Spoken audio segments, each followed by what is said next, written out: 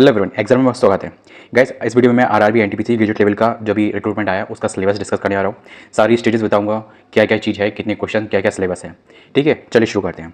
बात करते हैं एनटीपीसी की ग्रेजुएट लेवल के सिलेबस की। ठीक है, जो कि ये 5वीं रिक्रूटमेंट है इस साल की।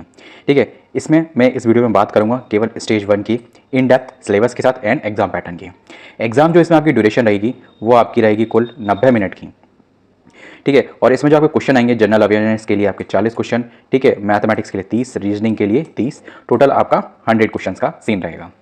ठीक है, तो इसमें मेन चीज़ यही हो जाएगी कि आपकी कि जो क्वेश्चंस आएंगे वो 100 क्वेश्चंस आएंगे और आपका जो सिलेबस रहेगा वो कुछ इस तरीके का रहेगा। पर आपके दिमाग में एक चीज़ आ रही होगी कि हमारा लेवल क्या रहेगा, क्योंकि लेवल ऑफ क्वेश्चंस तो मोस्ट इंपॉर्टेंट थिंग है। बट उससे पहले एक चीज़ मैं आपको बता दूं कि 120 मिनट का आपको टाइम मिलेगा किसको, केपीडब्ल्यूडी कैंडिडेट के लिए। ठीक है, फॉर बाय द स्क्राइब। ठीक है, मतलब आपको स्क्राइब भी ला सकते हो, अगर आप खुद कर सकते हो तो कर सकते हो। ठीक है, नहीं तो आप स्क्राइब ला सकते हो। और आपको 120 मिनट, मतलब जैसे कि नॉर्मल सभी को 90 मिनट मिलेंगे, आपको 30 मिनट्स एक्सेस मिलेंगे। ये ड्यूरेशन है। नेक्स्ट बात कर लेते हैं इसमें कि जो आपका जो सेक्शन डिस्ट्रीब्यूशन है, ठीक है, given in the indicated only. ठीक है, एंड मे बी चेंज, मतलब जो क्वेश्चंस का भी दिखाया मैंने 30-30-40, मतलब जनरल अवेयरनेस 40 नंबर का है, मैथमेटिक्स 30 का है, ठीक है, और रीजनिंग 30 का है। तो इसमें ये क्या है, ये केवल इंडिकेटिव है। ठीक है, बट ये चेंज हो सकता है। बट हमें माइंडसेट ये बना के चलना है। होपफुली इसमें एक चीज़ हो सकती है कि अगर पेपर को और टफ बना पड़ेगा तो जनरल अवेयरनेस को ये बढ़ा देंगे और मैथमेटिक्स और रीजनिंग को कम कर सकते हैं। ठीक है, ये एक अदम्पशन है। ठीक है, लेकिन लिखा हुआ तो आपको बताना मुझे मेरा इंपॉर्टेंट है। ठीक है, तो ये चीज़ आपको जानिए। अब नेक्स्ट बात करते हैं, इसमें जो नेक्स्ट लिखी है द फर्स्ट स्टेज। ठीक है, for the screening purpose, screening and the questions are in the line in education standard for the post. देखो, जो आपका फर्स्ट स्टेज सीबीटी होने वाला है वो आपका केवल स्क्रीनिंग होगा, मतलब एक तरीके से अगर शॉर्टकट में बोलो प्रीलिम्स एग्जामिनेशन है, दैट इज सिंपल। ठीक है, एक बड़े बिग नंबर को ये डिसॉल्व कर देगा। ठीक है, और फिल्टर आउट करके निकाल देगा फॉर नेक्स्ट सीबीटी। तो इसका मतलब आपकी सीबीटी मल्टीपल होने वाले हैं। ठीक है, बट जैसे कि पहले एग्जामिनेशन हुए थे कि 4-4, 5-5 एग्जामिनेशन हुए, क्या वही चीज़ रहेगा कि नहीं, चलिए देखते हैं। नेक्स्ट इसमें आपकी जो सीबीटी 1 रहेगा उसमें आपकी नेगेटिव मार्किंग 1/3 की रहेगी, केवल रॉन्ग आंसर देने के लिए। अगर आप कोई क्वेश्चन अटैम्प्ट नहीं करते तो उसमें आपका कुछ भी नहीं देना पड़ेगा। आप इन डेप्थ सिलेबस की जैसे मैंने बात करी तो बात करते हैं सबसे पहले मैथमेटिक्स की, जो कि आने वाली है पूरे 30 नंबर की। इसमें जो पहला टॉपिक है नंबर सिस्टम। ये सारे टॉपिक मैं आपको बता दूँ कि सारे टॉपिक आपको 10 से 12th लेवल तक का पढ़ना है। ठीक है, अगर मैं शॉर्टकट में बात करूँ, अगर आप एसएससी की तैयारी कर रहे हैं या एसएससी के कैंडिडेट हैं तो आप सीएचएसएल लेवल मान लो, बट सीएचएसएल का टॉप लेवल मानना। ठीक है, क्योंकि जब पेपर का तो यार आप ये जानते हो कि सीन मॉडरेट टू हाई भी हो सकता है, इजी टू मॉडरेट भी हो सकता है, but depend upon the competition. ठीक है, ये मॉडरेट टू हाई के बीच में ज़्यादा रहने के चांसेस हैं। ठीक है, तो हमें उसी तरीके से रहना है, पर ये सारे टॉपिक्स नॉमिनल है। ठीक है, नंबर सिस्टम्स हुआ, जैसे पी क्यू होता है सिस्टम। ठीक है, प्राइम नंबर, इजी नंबर, ठीक है, जो भी चीज़ होते हैं ये सारे टॉपिक इसमें इंक्लूडेड हैं। डेसिमल से रिलेटेड जो भी क्वेश्चंस आते हैं वो फ्रैक्शंस 1 पी अपॉन क्यू की फॉर्म में। ठीक है, जितने फ्रैक्शंस होते हैं, ठीक है, तो वो यहाँ पे सारे इंक्लूडेड हैं। फ्रैक्शंस में बहुत सारी कैलकुलेशंस भी आती है, तो वो चीज़ आपको देखना है।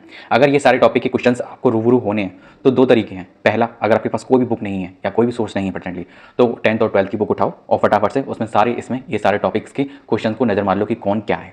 ठीक है, नेक्स्ट बात करते हैं। नेक्स्ट जो टॉपिक है एलसीएम एंड एचसीएफ है ना, इससे तो शायद ही ऐसा कोई बच्चा है जो वाकिफ नहीं होगा। ठीक है, क्योंकि ये सारे नंबर सिस्टम तो बहुत से लोग थोड़ा छोड़ देते हैं, क्योंकि थोड़ा सा टफ पड़ता है कुछ लोगों के लिए, हर किसी के लिए नहीं। नेक्स्ट है रेशियो एंड प्रोपोर्शन। ठीक है, इस टॉपिक से भी ऐसा कोई भी नहीं है जो वाकिफ नहीं होगा अगर कॉम्पिटेटिव एग्जाम की तैयारी करो या 10th-12th में ये टॉपिक है। ठीक है, ratio and proportion. Next percentage. भाई परसेंटेज के बिना तो कुछ भी नहीं चल रहा, ना मोल भाव चल सकता है, ना मार्केट का कोई काम भी चल सकता है, ना फाइनेंस में कुछ चल सकता है। नंबर है तो परसेंटेज का यूज़ तो होगा ही होगा। ठीक है, बट थोड़े से इसमें क्वेश्चंस पूछे जाएंगे तो वो आपको क्वेश्चंस थोड़ा प्रिपेयर करके आना पड़ेगा। टॉपिक ईजी है, अंडरस्टैंडेबल है, और अगर मैं 10 में से ईजी में अगर कहूँगा तो ये 10 में से 9 कहूँगा। ठीक है, एक मैं नंबर इसलिए छोड़ रहा हूँ क्योंकि इसमें भी कुछ ऐसा टफ लेवल आता है जिसमें थोड़ा घुमा के क्वेश्चन आते हैं, तो वो चीज़ आपने तो फिर बताया। मैंसुरेशंस जो अपने अगर आपने 12th में देखा होगा है ना, 10th में भी देखा होगा, मेंसुरेशन आती है जिसमें कि एक एरोप्लेन का एरिया ऑफ शटर रीजन निकालना हुआ। ठीक है, तो सारे जितने भी कैलकुलेशन इस तरीके के होते हैं, एरिया, पैरामीटर, ये सब निकालना, ये सारा मेंसुरेशन में आता है। तो होपफुली अगर आप ये सारे आपको फॉर्मूले पता है, ट्राइंगल, स्क्वायर, सर्कल, स्फीयर, ठीक है, तो that is to be easy to you. Next बात करते हैं टाइम एंड वर्क। ये टॉपिक ही अपने आपको बताता है कि आपने कितने टाइम में कितना वर्क किया। ठीक है, तो अगर आपने वो MDH वाला अगर फॉर्मूला अगर ध्यान है तो आप शायद इससे ध्यान आ गया होगा। नेक्स्ट बात करते हैं टाइम एंड डिस्टेंस। अब इसमें स्पीड नहीं दी गई है पर क्वेश्चन तो फिर भी आएंगे। Speed, time and distance. एक व्यक्ति ने इतनी दूरी इतने समय में तय करी, तो उसकी स्पीड क्या होगी। अब इसमें सेम डायरेक्शन में क्या होता है, अपोजिट डायरेक्शंस में क्या होता है, तो कुछ इस तरीके के क्वेश्चन आते हैं। तो ये सारे टॉपिक हैं, ठीक है। थोड़ा प्रो में चले जाओगे तो फिर और थोड़े रिलेटेड आ जाएंगे स्टोरी, तो एक्स वाई की फॉर्म में तो वो आपको निकालने पड़ेंगे। नेक्स्ट है सिंपल एंड कंपाउंड इंटरेस्ट। तो सिंपल इंटरेस्ट और कंपाउंड इंटरेस्ट ये पूरा कंप्लीटली फॉर्मूला बेस्ड है और कुछ आपकी प्रैक्टिस बेस्ड पे रहेगा, ठीक है। अगर आप ये कर लेते हो तो that is to be easy. अब एक चीज़ कह सकते हैं कि ये सारे टॉपिक में से लगभग एक क्वेश्चन तो मिनिमम है। होपफुली ऐसा हो सकता है कि कुछ टॉपिक्स निगलेक्ट कर दिए जाए, है ना, बट इन द केसेस एक क्वेश्चन तो आप मान के चल ही सकते हो। प्रॉफिट एंड लॉस, ठीक है। प्रॉफिट एंड लॉस भी कंप्लीटली फार्मूला बेस्ड है, ठीक है। तो अगर आप फार्मूला प्रिपेयर कर लेते हो या फिर कॉन्सेप्ट की अंडरस्टैंडिंग तो हर चीज़ में मैटर करती है, ठीक है, केवल कुछ को छोड़ के, ठीक है। बाकी सभी में कॉन्सेप्ट की अंडरस्टैंडिंग होती है, क्योंकि कुछ ऐसे टॉपिक हैं जो केवल कैलकुलेशन बेस्ड है ना। और दूसरी बात करते हैं एलिमेंट्री अलजेब्रा। तो मतलब जो भी अलजेब्रा आएगा, ठीक है, अलजेब्रा के जितने भी क्वेश्चन आएंगे वो एलिमेंट्री लेवल के आएंगे, प्रो लेवल के नहीं आएंगे। तो होपफुली अगर आप 11th की बुक में देखना चाहें तो फिर 11th की बुक में कंसीडर कर सकते हैं ना। नेक्स्ट बात करते हैं ज्योमेट्री, ज्योमेट्री एंड ट्रिगोनोमेट्री। अब जैसे कि ट्रिगोनोमेट्री है, ट्रिगोनोमेट्री क्या है, कंप्लीटली फार्मूला बेस्ड है, हाँ, बट ये फार्मूले को घुमाना आपको आता है कि नहीं ये मुझे नहीं पता। अब हाइट एंड डिस्टेंस भी अगर इसमें अगर क्वेश्चन पूछ लिया जाए, ठीक है, तो आप इसको डिनाई नहीं कर सकते, भले ये अलग से टॉपिक है, ठीक है, बट इससे रिलेट करता है तो प्लीज़ इससे अवेयर रहना, क्योंकि मैंने ऐसा देखा है किसी किसी में हाइट एंड डिस्टेंस दिया नहीं होता, ट्रिगोनोमेट्रिक दी गई होती है और पूछ लिया जाता है, क्योंकि लाल बटे कक्का तो किसी में भी पूछा जा सकता है भाई, ठीक है। एलिमेंट्री स्टैटिक्स, तो स्टैटिक्स में कोफैक्टर निकालना आपको आना चाहिए, ठीक है। तो ये बहुत सिंपल सा टॉपिक है ना। अब कुछ चीज़ें आप अगर पढ़ लोगे, है ना, तो ईजिली हो जाएगा आपका। मैथ का कोई ऐसी नहीं है, बट मैथ में एक चीज़ बहुत इंपॉर्टेंट होती है, कंसिस्टेंसी एंड प्रैक्टिस, ठीक है। कॉन्सेप्ट फर्स्ट आप कॉन्सेप्ट अंडरस्टैंडिंग करो, ठीक है, फिर उसकी प्रैक्टिस स्टार्ट करो मीडियम लेवल से, सबसे मीडियम लेवल से। ये मत सोचना ये बहुत इजी है मैं कर लूँगा, मुझे इसको क्या देखना, नहीं, करना है, प्रैक्टिस करना है इसको, ठीक है। 1 to 1 से लेकर अपने पूरा लेवल 10 तक अपने आप को ले जाओ। नेक्स्ट बात करते हैं जनरल इंटेलिजेंस की एंड रीजनिंग की, ठीक है। रीजनिंग एक ऐसा टॉपिक है जिसमें कोई भी पूरे में से पूरे मार्क्स गेन कर सकता है, but in the presence of mind, ठीक है। कंप्लीटली मैं तो प्रेजेंस ऑफ माइंड का ही इसको पेपर मानता हूँ। अब बात करते हैं जैसे कि एनालॉजीज हैं, कंप्लीशन ऑफ नंबर्स हैं। अब गैप्स दे दिया, ठीक है। अब जैसे कि कंप्लीशन ऑफ नंबर, जैसे कि इस सीन में भी आ सकता है कि जैसे कोई पैटर्न दिया गया हो नंबर का 4, 16, 18, ठीक है, 21, 22, ठीक है, तो एक ब्लैंक छोड़ दिया बीच में तो वहाँ पे, या फिर एक सीरीज़ में दे दिया है नंबर 7, 8, 9, 8, 10, 11, ठीक है, तो उसमें कोई, तो उसमें जैसे आप निकालोगे ना तो वो नंबर सिस्टम से निकलेगा, ठीक है, कि जैसे कि 7 का लास्ट 3 मल्टीपल क्या होता है, ठीक है। और किस तरीके से मतलब पूरा देख सकते हैं कि ये 7 का डिविजिबल है नंबर, कि 8 का डिविजिबल है, कि 4 का है, कि 11 का है, ठीक है। तो वो डिपेंड अपॉन कर सकता है। Next the alphabetical series, alphabetical series में मतलब केवल अल्फ़ाबेट्स दिए होते हैं और एक कंडीशन दी जाती है क्वेश्चन में कि इसको इस पैटर्न में करें तो फिर क्या सीन आएगा, क्या आंसर आएगा, इस पैटर्न में करेंगे तो क्या आएगा, तो ये चीज़ आता है। नेक्स्ट बात करते हैं कोडिंग एंड डिकोडिंग। तो कोडिंग एंड डिकोडिंग दो तीन तरीके की होती हैं। एक मैं बेसिक लेवल का जो चल रहा है तो मैं बताता हूँ इसमें।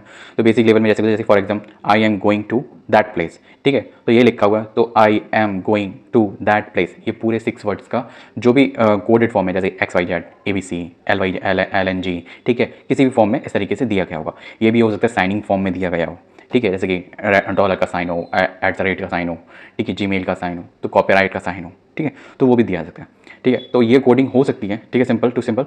और इस तरीके से पैटर्न हम लोग को क्या करना पड़ता है, जो भी कॉमन होता है उस तरीके से निकालना होता है और कॉमन फिल्टर आउट करके हम लोग ईजिली इसको कर सकते हैं। नेक्स्ट बात करते हैं, आप देख सकते हैं इसमें जो लिया हुआ है सिमिलरिटीज़ एंड मैथमेटिकल ऑपरेशंस। अब इसमें जैसे कि मैथमेटिकल ऑपरेशंस में बहुत सी चीज़ें आती हैं, पर मैं कुछ एग्जांपल आपको दिमाग में डाल दूँ कि जैसे कि एक पैटर्न दिया जाएगा सिंप्लीफिकेशन से, जैसे कि इसमें होता है ना, या तो सिंप्लीफिकेशन आ जाएगा कि कोई भी नंबर अप एंड डाउन में न्यूमरेटर में दिया गया होगा, उसको आपको सिंप्लीफाई करके करना होगा, क्यूब एंड स्क्वायर्स कुछ भी हो सकता है, ठीक है। नेक्स्ट ये भी सीन हो सकता है कि आपका इसमें ये चीज़ दी गई हो कि जैसे कि 1 dash 4 dash 5 dash 7 dash is equal to dash, ठीक है। तो आपको नीचे दिए गए ऑप्शंस में से वो पैटर्न को ढूंढना होता है कि कौन सा साइन लगाएंगे जो इक्वल करके जो ऑप्शन में साइन दिया वो आंसर दिया गया वो भी उससे मैच करेगा, साइन विद आंसर मैच करे। तो ये थोड़ा हो जाता है सीन मैथमेटिकल ऑपरेशंस में। नेक्स्ट बात करते हैं सिमिलरिटीज़ एंड डिफरेंशिएशन, ठीक है, ऑड वन आउट करना, ठीक है, तो है ना, कुछ भी जैसे इसमें सिमिलर दिख रहा हो, पैटर्न दिख रहा हो, सिमिलर पैटर्न, ठीक है, ABC XYZ LYZ, ठीक है, तो वो उसमें कुछ भी पैटर्न करके एक जो सिंक्रोनाइज वे में पता करना या फिर फिल्टर आउट करना कि ऑड वन आउट दिया गया उसमें कुछ भी ऑड हो, जैसे ना, जैसे कि ABC, तो ये क्या हो गया 1 + 1 + 1, ठीक है, और अगर ऐसे ही करके सारे दिए गए और एक में लिखा है 2 + 2 + 2 या 2 + 2 + 3 या फिर 1 + 1 + 2, ठीक है, तो ये सारे अलग हो जाएंगे। तो इस तरीके से हमें देखना है। तो ये बहुत सिंपल पैटर्न मैंने आपको बताया कि बेसिक क्या हो सकता है, ठीक है। अब इसका प्रो पैटर्न तो कुछ भी हो सकता है, जैसे 2 की टेबल चल रही हो, 10 की टेबल चल रही हो, 4 की टेबल चल रही हो, 13 की टेबल चल रही हो, ठीक है, तो इस चीज़ में आप कुछ भी नहीं कह सकते, ये कुछ चीज़ें प्रैक्टिस से आती हैं। बात करते हैं रिलेशनशिप्स। देखो ब्लड रिलेशन, ठीक है।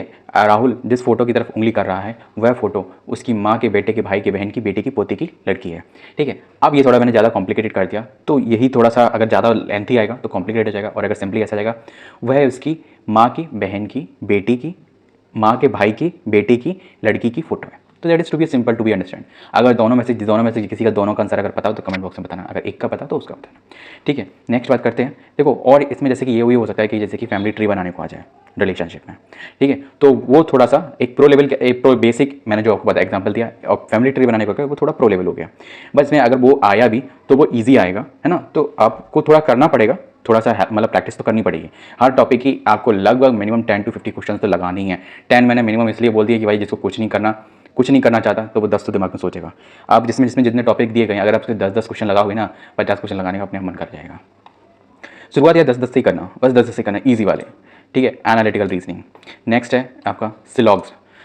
भाई syllogisms a all A are B, some B are A, ठीक है, and some C are B. अब इस तरीके का आपका सर्कल बनेगा, डायग्राम बनेगा एक, ठीक है। वेन डायग्राम भी कह सकते हैं, वेन डायग्राम ही बोला जाए, ठीक है। डायग्राम बनेगा, उसके अकॉर्डिंग जो कंक्लूजन्स दिए गए होंगे तो वो उसके अगर आपका डायग्राम से मैच करेगा, जो सही होगा तो उसको टिक करना, या और जिसको सही नहीं होगा उसको नो कर देना। नेक्स्ट आपका जम्बलिंग, ठीक है। सिलॉग्स एक अच्छा टॉपिक है मार्क्स ग्रेव करने का, क्योंकि सिलॉग्स में कुछ रूल्स होते हैं, वो रूल्स अगर आप फॉलो अप कर लेते हो और उसको माइंड में रख के करते हो तो कोई भी सिलॉग कर सकते हो। नेक्स्ट वर्ड जम्बलिंग दिया हुआ है, तो जम्बलिंग में इधर से उधर भटक कुछ भी हो सकती है, किसी में भी आ सकता है, वर्ड्स में भी आ सकता है, अल्फाबेट में भी आ सकता है, वर्ड्स में आ सकता है, अल्फाबेट में जैसे न्यूमेरिक्स में भी आ सकता है, ठीक है। नेक्स्ट क्या है, वेन डायग्राम। वेन डायग्राम में देखो यार सीधी सी बात है, डायग्राम है, ठीक है। तो उसमें पैटर्न चलता रहता है, चाहे वो कोई क्लॉक चल रही हो उसमें, ठीक है, कोई भी एंगल पे उस पर ट्विस्ट कर रही हो, है ना, या फिर कुछ भी हो सकता है यार, डायग्राम से रिलेटेड होता है। मिरर इमेज दिखा रहा हो, है ना, तो कौन सी सही मिरर इमेज है, या फिर पानी की इमेज होता है, पानी की इन्वर्टेड होती है, मिरर की एकदम अपोजिट होती है, तो वो चीज़ थोड़ा सा डिफरेंस होता है ना। नेक्स्ट पजल एक रीजनिंग में टफ टॉपिक बोला जाता है, एंड डाटा सफिशिएंसी, ठीक है। तो जैसे कि ये दोनों टॉपिक इसमें हैं, बट इन दोनों की खासियत मालूम क्या है, अगर आपने कर लिए तो ये समझ लो आप भीड़ से, जैसे कि नहीं स्क्रीनिंग कर रही है CBT 1, तो आप भीड़ से बहुत आगे हो गए, क्योंकि बहुत से बच्चे नहीं कर पाएंगे। पजल और data sufficiency practice based topic है, ठीक है। और ये सारे कॉन्सेप्शनल बेस्ड, आपको कॉन्सेप्ट क्लियर है, अगर आपने 10-10, 15-15 क्वेश्चन भी किए हैं आप इजीली कर लोगे, ठीक है। पजल में जैसे सीधा सा डेटा दिया गया होता है आपको, उसमें जैसे कि ये हो सकता है कोई भी सर्किल में, स्क्वायर में, लाइन में, पैटर्न लाइन में, ठीक है, अपोजिट, ठीक है, इन्वर्टेड, ट्राइंगल, या है ना, तो इस तरीके से कहीं पे भी अरेंजमेंट आपको करना हो सकता है, ठीक है। और ये भी हो सकता है कि जैसे कि ब्लड रिलेशन है ना, और जैसे कि कोडिंग डिकोडिंग है, तो इसमें इसके थ्रू भी कनेक्ट करके पजल आ जाती है। नेक्स्ट डाटा सफिशिएंसी में भी कुछ इस पजल की तरह ही थोड़ा सा कह सकते हैं। डाटा सफिशिएंसी में जो डेटा होता है वो रिटन फॉर्म में दिया गया होता है, जैसे कि लाइक दैट, है ना, रिटन में कि ए ऐसा काम करता है, ए इतने साल में इतने पैसे कमाता है, उसके साथ उसका भाई बी है तो बी वो इतने पैसे कमाता है, इतने % इंटरेस्ट पे वो ब्याज देता है, एक इतने % पे ब्याज देता है। तो कुछ इस तरीके का रॉ डेटा होता है, आपको टेबलर फॉर्म में उसे बनाना पड़ता है, और फिर आप उसे क्वेश्चन कर सकते हो। क्योंकि ये समझ लो आपने अगर टेबलर फॉर्म में बना लिया, फिर आपकी समझ लो हार्डली 1 मिनट लगेगा आपको सारे क्वेश्चन करने में, क्योंकि क्वेश्चन ईजी होते हैं, डाटा टफ होता है निकालना, ठीक है। और अगर इन द केस आपको डाटा ईजी मिल रहा है, टेबलर फॉर्म में थोड़ा सा दिया गया, थोड़ा सा मतलब फिल इन द ब्लैंक्स दे रखे हैं, और आपको थोड़ा सा पढ़ के आप उसमें ईजिली निकाल ले रहे हैं, तो थोड़े क्वेश्चन टफ होंगे। ये डिपेंड करता है, डिपेंड अपॉन एग्जाम ना। नेक्स्ट बात करते हैं जो कि बहुत से लोगों का गलत और सही दोनों होता है, स्टेटमेंट एंड कंक्लूजन। तो स्टेटमेंट एंड कंक्लूजन की मैं आपको बात कर दूं, ये आपको अगर आए और सही लगे तो ही करना, ठीक है, वरना ये समझ लो हर किसी के सही नहीं होते, ठीक है। आपका माइंडसेट एग्जामिनर के माइंडसेट से अगर मैच कर जाए तो आपका सही हो जाएगा, और अगर नहीं मैच करेगा तो नहीं होगा, क्योंकि ये इस केस में एग्जामिनर जो मानता है वही मानता है, क्योंकि ये assumption and statement and conclusion है। तो स्टेटमेंट के आधार पर आपने इसमें एक जो आता है एजम्पशन एंड कंक्लूजन, ठीक है, वो अच्छा है, इसमें नहीं है, क्योंकि वो इससे भी ज़्यादा खतरनाक है। नेक्स्ट बात करें statement and the course of actions, ठीक है। नेक्स्ट है आपका डिसीजन मेकिंग, है ना। डिसीजन मेकिंग मतलब डिपेंड अपॉन सिचुएशंस दी जाएगी, आपकी कुछ भी सिचुएशंस हो सकती है ना, वो मैथमेटिकल सिचुएशंस हो, ठीक है, अर्थमेटिक हो, एनालॉग्स दिया गया हो, अल्फाबेटिक न्यूमेरिकल सीरीज, उससे कुछ भी सिचुएशंस हो सकती हैं, ठीक है। तो उसके अकॉर्डिंग डेटा दिया गया होगा, आपको डिसीजन मेकिंग करना पड़ेगा, यस या no, that's it. Next map दिया गए होंगे, ठीक है, मैप्स के रिलेटेड क्वेश्चन आएंगे। इंटरप्रिटेशन ऑफ द ग्राफ्स दिया गया होगा, तो ग्राफ को इंटरप्रेट करना पड़ेगा, जैसे कि आपका पाई चार्ट है, टेबुलर फॉर्म में है, ठीक है, बार ग्राफ है, तो आपको उसको डेटा निकालना पड़ेगा और मैं चीज़ें उसके क्वेश्चन करने पड़ेंगे। That is to be easy topic, ठीक है, अगर आ जाए तो, अगर नहीं आए that is to be tough. आने का मतलब ये अंडरस्टैंडिंग, ठीक है, पेपर में आने से कोई मतलब नहीं है, ठीक है, पेपर में तो बहुत कुछ आता है। नेक्स्ट बात कर लेता हूँ जनरल अवेयरनेस की। वीडियो थोड़ी लेंथी हो रही है, पर क्या कर सकते हैं भाई, सिलेबस तो आपका इतना ही हुआ है ना। अगर कहीं पे भी आपको ये लग रहा हो मैंने कुछ भी बाई मिस्टेक कुछ गलत, वैसे गलत तो मैंने कुछ भी नहीं बोला, ठीक है, फिर भी अगर कुछ भी आपको करेक्शन करने का हो, है ना, और या फिर किसी भी टॉपिक पे आपको डाउट हो, ठीक है, कि इसके बारे में थोड़ा डिटेल में बताओ, तो बताना, मैं उसके रिगार्डिंग आपको कुछ क्वेश्चन ऐसे दिखा दूंगा जिससे कि आपको उस टॉपिक के रिगार्डिंग बहुत अच्छी इन डेप्थ क्लैरिफिकेशन हो जाएगा। नेक्स्ट बात करते हैं जनरल अवेयरनेस की। और हाँ, जो भी एसएससी की तैयारी वगैरह कर रहा था, ठीक है, तो उसको तो मुझे नहीं लग रहा कोई दिक्कत होगी, क्योंकि वो इन सारे टॉपिकों से पहले से ही रूबरू हो चुका है, उनसे गले मिल चुका है, उनके साथ चाय पी चुका है, उनके साथ नहा धो चुका है और सब कुछ कर चुका है, ठीक है। बाकी तो आप समझ गए होंगे। नेक्स्ट बात करते हैं, देखें जनरल अवेयरनेस में आपने क्या क्या पढ़ रखा है, करंट इवेंट, ठीक है, नेशनल एंड इंटरनेशनल इंपॉर्टेंस। देखो भाई, आज से पढ़ना शुरू कर दो, नहीं तो पिछले 6 महीने के रिवाइज करना शुरू कर दो, ठीक है, और पढ़ते रहो डेली।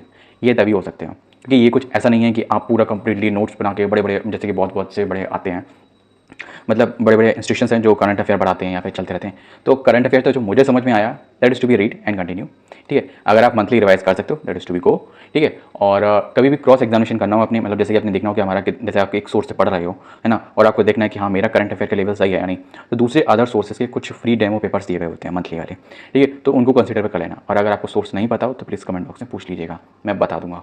नेक्स्ट बात करते हैं गेम्स एंड स्पोर्ट्स। देखो भाई, गेम्स एंड स्पोर्ट्स में भी आजकल बहुत कुछ हो चुका है, ठीक है, तो ये इससे नागवारा नहीं होगा कि गेम्स एंड स्पोर्ट्स में आपने नई टॉपिक है। तो सीधी सी बात है, जो भी करंट से रिलेटेड हो गेम्स एंड स्पोर्ट्स में, ठीक है, वो सारे कर लेना। और जो अवार्ड्स वगैरह होते हैं, ठीक है, और जैसे कि जो भी रिसेंटली में जितने भी टूर्नामेंट्स हुए हैं, होपफुली है ना, चाहे नेशनल हो या इंटरनेशनल हो, ठीक है, जितने भी टूर्नामेंट्स हुए हैं, ठीक है, उनसे रिलेटेड उनके कुछ प्रीवियस डेटा, ठीक है, उसको कंसिडर कर लेना। उसका बर्थ क्या हुआ, कहाँ ओरिजिन हुआ और नेक्स्ट कहाँ होने वाला है, ठीक है। मैं जी बर्थ, करेंट और पास्ट, प्रेजेंट और फ्यूचर शॉर्टकट में बोलूँ तो, ठीक है, थोड़ा थोड़ा पढ़ लेना, है ना, जिससे कि जो बेसिक नॉलेज है उसके बारे में आपको हो जाए। नेक्स्ट बात करते हैं आर्ट एंड कल्चर। तो देखो, आर्ट एंड कल्चर अगर पढ़ने को जाए तो बहुत बड़ा टॉपिक है ना, और अगर वो कंक्लूड करके पढ़ना है, that is to be depend upon you how much do you read, ठीक है। नेक्स्ट बात करते हैं इंडियन लिटरेचर, इंडिया के बारे में, है ना, और monuments and places of the India. तो इसके बारे में अगर आप बहुत अच्छी बुक पढ़ना चाहें तो जो होती है एनसीईआरटी की बुक है, इंडिया के आर्ट एंड कल्चर वाली, मोनूमेंट्स एंड प्लेसेस वगैरह, उसमें सब कुछ दिए गए हैं, ठीक है। और अगर आपको किसी आप सोर्स को कंसिडर करना है तो आप उसको कर सकते हो। सॉरी, नेक्स्ट टॉपिक है जनरल साइंस, ठीक है, एंड लाइफ साइंस, ठीक है, up to the 10th class. सीधी सी बात है, अगर दम है तो 10वीं क्लास की बुक उठाओ और पूरी पढ़ डालो, डेली 2 से 4 पेज पढ़ो, ठीक है, साइंस के, ठीक है, और वो पूरी पढ़ डालो। कंसीडर करना स्टार्ट करना बायोलॉजी से, ठीक है, जो उसमें बायोलॉजी सेक्शन होता है ना, उससे करना, क्योंकि लाइफ साइंस में वो आता है, केमिस्ट्री इन डेली लाइफ का सीन आता है, और फिजिक्स का जनरल रूल्स आते हैं, समझ रहे होगे, जनरल रूल्स, न्यूटन्स, ठीक है, थॉमसन्स, ठीक है, लाइक दैट। नेक्स्ट बात करते हैं history of India and the freedom struggle. एक चीज़ ध्यान रखना, हिस्ट्री ऑफ इंडिया तुम कितनी पढ़ते हो ये आप पे डिपेंड करता है, ठीक है, but freedom, Indian freedom struggle वो जरूर पढ़ लेना, ठीक है। वो 1857 से स्टार्ट होगा, 1947 तक चलेगा, है ना, और वो मॉडर्न इंडिया, अगर शॉर्टकट में भाषा बोलूँ तो मॉडर्न इंडिया भी आप कह सकते हो, कंसीडर कर सकते हो, पढ़ लेना। उससे रिलेटेड बहुत अच्छे क्वेश्चन आते हैं और सीधे पूछे जाते हैं, क्योंकि सीधे से बात यह है, वैसा पेपर है तो आपको क्वेश्चन तो उससे रिलेटेड बहुत अच्छे क्वेश्चन आएंगे। नेक्स्ट बात करते हैं physical and social economic geography of the India. Physical अभी क्या क्या क्लाइमेट चेंज हो रहा है यार, तो वहाँ से जहाँ से भी क्लाइमेट चेंज हो रहा है, जिस एरिया में क्लाइमेट चेंज का सीन चल रहा है, चाहे वो इंडिया को या इंटरनेशनल हो, तो प्लीज़ पढ़ लीजिए, क्योंकि यहाँ पे इंडिया के साथ साथ वर्ल्ड भी लिखा हुआ है। होपफुली चेक रिपब्लिक में अभी क्या हुआ, hopefully understand what I am saying, है ना। इंग्लिश ज़्यादा हो रही है तो प्लीज़ कमेंट बॉक्स में बता देना, गणी हिंदी भी आवे से, थोड़ी थोड़ी इंग्लिश बोलूँ बीच में, ठीक है। इंडियन पॉलिटी एंड गवर्नेंस, अगर ये सारे टॉपिक देखे जाए ना, सीधी सीधी, अगर कोई पढ़ना चाहे एनसीईआरटी की बोर्ड उठाओ और पढ़ डालो, पेपर होगा। हम भी कह रहे हैं 10 में से आपको, जैसे कि 16 चैप्टर हैं, 16 चैप्टर में से अगर आपने 8 या 9 भी पढ़ लिए तो ये समझ लो उन 9 चैप्टरों में से अगर 4 क्वेश्चन भी फंसे, ठीक है, तो कहीं नहीं जा रहे ना क्वेश्चन यार, है ना। नेक्स्ट बात करते हैं constitutions and the political system. ये कम्प्लीटली इंडिया के गवर्नेंस कैसे काम करती है, ठीक है, कितने एक्ट्स वगैरह, देखो सिंपल सी बात है, एक्ट और गवर्नेंस और रूल्स ये बहुत सिंपल चीज़ है, ठीक है, क्योंकि ये एज टू एज है, मतलब जैसे कि फॉर एग्जांपल आर्टिकल 15 क्या कहता है, आर्टिकल 17 क्या कहता है, आर्टिकल 21 क्या कहता है, ठीक है। तो ये इनको स्ट्रेट फॉरवर्ड एक वन लाइनर सोर्स में बना के रखो और डेली एक बार देखते रहो, मतलब सुबह उठना है, बस की बार पढ़ना है, रटना नहीं है, जस्ट टू बी रीड, क्योंकि वो आपके सबकॉन्शियस माइंड में बैठ जाएगा। और ये जो स्टैटिक डेटा होता है ना, ठीक है, एकदम एग्जैक्ट वाला, ये आप तभी याद रख सकते हो, ना ये वन नाइट में हो सकता है, ना ये आपका रट्टा मार से हो सकता है ना। ये मेरा पर्सनल एक्सपीरियंस है, वो उससे बता रहा हूँ। वरना आपकी मर्जी, जैसे चाहो वैसे प्रिपेयर करो, मेन चीज़ प्रिपेयर करना है। General scientific and technology development including the space and nuclear programs of the India. जितने भी अभी पिछले साल 2 साल में, ठीक है, ये बोले गए हैं कि अपकमिंग हम ये करने वाले हैं, या फिर ये रॉकेट लॉन्च हो गए हैं, ये इतने साल बाद पहुँचेंगे, या अभी रिसेंटली कुछ भी चीज़ अगर स्पेस में अगर डेवलपमेंट हुआ है, ठीक है, तो वो पढ़ लेना, क्योंकि ये थोड़ा कम डेटा हुआ तो इसलिए बैकएंड 1-2 साल का चल सकता है। क्योंकि अब जैसे कोई रॉकेट लॉन्च किया, जैसे मंगल मिशन का है, तो वो उन्होंने अगर 2 साल पहले किया तो अभी 1 साल बाद पहुंचेगा, ठीक है, तो वो चीज़ पूरा ही करंट में ही चलता रहेगा। क्योंकि ये एरिया छोटा नहीं है, मतलब इन्फॉर्मेशन कम आती है, ठीक है, मतलब पब्लिक वाली, वैसे तो इंटरनल बहुत होगी ना, बस जैसे पब्लिक अवेयरनेस वाली वो कम आती है, तो वो चीज़ आपको कंक्लूड करके रखनी पड़ेगी। नेक्स्ट बात करते हैं the other important world organisations, UN, ठीक है, तो यूएन इसमें इस पर ही लिखा है, तो यूएन ने अगर कुछ भी कर रखा हो, ठीक है, organisation UN organisation and other important organisation WHO है, ठीक है, और जैसे कि नोबेल पुरस्कार कहाँ से ऑर्डिनेट होता है, किसने स्टार्ट किया था, कौन पर्सन था, ठीक है, और भी बहुत सारे, जैसे पत्रकारिता में मिल चुका है 2019 में, ठीक है, तो वो चीज़ ये हैं, तो उससे आपको ऑर्गेनाइजेशन से अफेक्टेड मतलब पढ़ लेना है बेसिक चीज़ें कि कहाँ ऑरिजिन है, मतलब हेडक्वार्टर कहाँ है, ठीक है, कब ऑरिजिनेट हुआ, और अभी लास्ट रिसेंटली इंडिया को अगर किसी ने भी आगे दिया हुआ है, ठीक है, पिछले 3-4 साल में, ठीक है, 5 साल में भी, ठीक है, तो वो पढ़ लेना। और अगर कोई भी जैसे कि और रिसेंटली अदर कंट्री का आपको करंट का पढ़ लेना है, मतलब जो भी रिसेंटली डेटा दिया गया, कोई भी इंडेक्स हो, ठीक है, दैट्स इट। इंडिया का जो भी पुराना हो वो भी पढ़ लेना है, और अदर कंट्री का करंट पढ़ना है बस। Next, the environmental issues concerning the India world at the large. देखो, जो भी ऑर्गेनाइजेशंस हैं, जो भी इन्वायरमेंटल इशू पे वर्क करती हैं, ठीक है, चाहे वो इंडिया में हो, चाहे वो इंटरनेशनल लेवल पे हो, उन सबको आपको उनकी ऑर्गेनाइजेशंस के ऑरिजिन और डेट ऑफ बर्थ, हेडक्वार्टर, वो सब पढ़ना है आपको, ठीक है, और क्या क्या प्रोग्राम्स अभी रिसेंटली, क्योंकि ग्लोबल वार्मिंग बहुत अफेक्ट कर रही है, ठीक है, तो उसके रिगार्डिंग कुछ ना कुछ स्टैंड तो उठे रहे होंगे कहीं ना कहीं, तो वो क्या क्या कहाँ पे चल रहे हैं, तो वो चीज़ आपको टॉपिक वाइज ही अगर आप पढ़ लोगे, that is to be good to enough. क्योंकि एक बड़ा basic of the computer and the computer applications.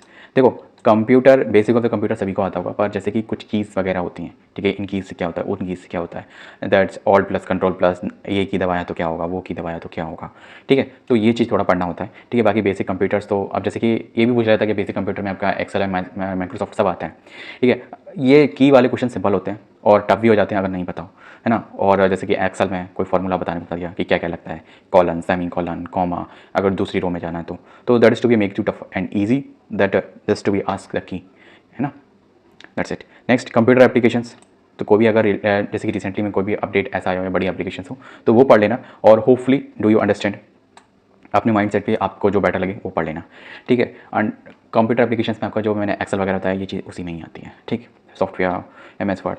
Next, common abbreviations. कुछ एब्रीविएशंस होते हैं जो अगर आप गूगल पे सर्च कर लोगे, that is to be a common abbreviation for the ask in competitive examination, तो वो कुछ ऐसे जाएंगे 50, 100, 150, 200, जो भी आप जितने पढ़ना चाहो आप उनको केवल जस्ट रीड इट, ठीक है। बट ये भी जो भी चीज़ बोल रहा हूँ वो आज स्टार्ट करना, ठीक है। ये मत सोचना कि एग्जाम के 15 दिन पहले या 20 दिन पहले या महीने भर पहले ये कर पाओगे, ठीक है। अगर आप कर लेते हो that's be good to you are good but यार, ठीक है। ट्रांसपोर्ट सिस्टम इन इंडिया, तो that's to be indicated topic है, NCERT में अगर है, ठीक है, आप उसको कंसीडर कर सकते हो, नहीं तो गूगल पे जाके कुछ स्टैटिक डेटा है, ठीक है, आप उसको फॉलो अप कर सकते हो इसमें, है ना। Next, Indian economy. देखो, इकोनॉमी के कुछ बेसिक रूल्स होते हैं वो आपको पता होना चाहिए, और दूसरी बात, अभी कुछ जो अपडेट्स आए हों जो भी न्यू फाइनेंशियल ईयर में, तो वो कुछ चेंजमेंट आए हों तो उनको आप कंसीडर करें। नेक्स्ट, द फेमस पर्सनैलिटीज़, ठीक है, of the India and the world. वो आपको फेमस पर्सनैलिटीज़ ऐसा है कि जैसे कि उन्होंने कुछ ना कुछ अचीव एंड या फिर क्या कुछ लूज़ किया हो, मतलब या फिर लाइफ लूज़ हो, है ना, वो पर्सन ने, या फिर कुछ अचीव किया हो, ठीक है, तो वो सारे अगर आप चाहो तो नेट पे सर्च कर सकते हो, नहीं तो आपके पास कोई सोर्स हो उसको कंसीडर कर सकते हो, ठीक है। और अगर आपको मुझसे पूछना है तो मैं बता दूंगा यार, ठीक है, देखते हैं कितने लोग पूछते हैं। मैं एक काम करूँगा, पोल जनरेट कर दूंगा, अगर किसी को ऐसे ये क्वेश्चन पूछूंगा इस टॉपिक के रिगार्डिंग में डेटा चाहिए तो प्लीज़ कंसीडर फॉलो अप, ठीक है, नहीं तो कोई दिक्कत नहीं है, पढ़ो अपना, मुझे क्या है उससे, मस्त है, बस पढ़ना चाहिए यार। फ्लैगशिप्स गवर्नमेंट, ठीक है, एंड प्रोग्राम, जो भी गवर्नमेंट प्रोग्राम्स हों, देखो ये स्कीम्स वगैरह तो बहुत सारी हैं, ठीक है, पर ये ध्यान रखना जितने भी लास्ट ईयर या लास्ट 6 मंथ में जो भी चीज़ नई नई आई हो उनको कर लेना, और फाइनेंशियल ईयर चेंज हुआ होगा, जो 1 फरवरी को कुछ बजट आया तो उसमें नई नई कुछ स्कीमें ऐड की गई हों उसको कंसीडर कर लेना, ठीक है, वरना स्कीम तो बहुत हैं यार, मैं खुद पढ़ते पढ़ते बोर हो जाता हूँ, मुझे भूल जाते हैं यार, ठीक है। Flora and fauna of the India, अब इस टॉपिक के बारे में मुझे बोलना जरूरी है, वैसे ज्योग्राफी में मिल जाएगा तुम्हें, ठीक है। Important government public sector organisations of the India, अब ये पढ़ लेना ये, क्योंकि ये मोस्ट बेसिक है, इतने टॉपिक पढ़ लोगे ना तो एक आध छोड़ दोगे तो कोई इतना फर्क नहीं पड़ेगा। नेक्स्ट, एटसेट्रा एटसेट्रा एटसेट्रा, ठीक है। अब बात करते हैं नेक्स्ट पे। अब मैं इस वीडियो को मैं यहीं खत्म करूँगा क्योंकि आपका जो स्टेज 2 है इसके बारे में मैं नेक्स्ट वीडियो में डिस्कस करूँ, क्योंकि वीडियो वैसे ही बहुत लेंथी हो गई है ना। और प्लीज़ वीडियो अगर इन्फॉर्मेटिव लगी हो तो कमेंट बॉक्स में बताना, और अगर कुछ भी इसमें अनयूजुअल हो है ना एज यूज्ड तो मुझे बताना। मिलते हैं नेक्स्ट वीडियो में किसी और इसके दूसरे स्टेज 2 के सिलेबस के साथ। जय हिंद। और हाँ, जो मैंने टॉपिक्स बताए हैं ठीक है, उनकी इन डेप्थ में जो सोर्स मैंने बताया वो उसको कंसीडर कर लेना। अगर नहीं तो आपके पास बेटर सोर्स हो उसको कंसीडर कर लेना, क्योंकि अगर आपने कहीं जैसे कि टॉपिक पढ़ रखे हैं तो please that is to be humble request, don't to be go another source, that just follow and revise it. ठीक है, चाहे वो करंट का हो, मैथमेटिक्स का हो, रीजनिंग का हो, और चाहे इनमें से जितने टॉपिक्स मैंने अभी बताएं आपको, इनमें से कोई भी हो, एनीवन ठीक है, आपने जो पढ़ रखा है उसको फॉलो कीजिए। ठीक है, मिलते हैं नेक्स्ट वीडियो में इसके नेक्स्ट स्टेप्स के साथ। जय हिंद।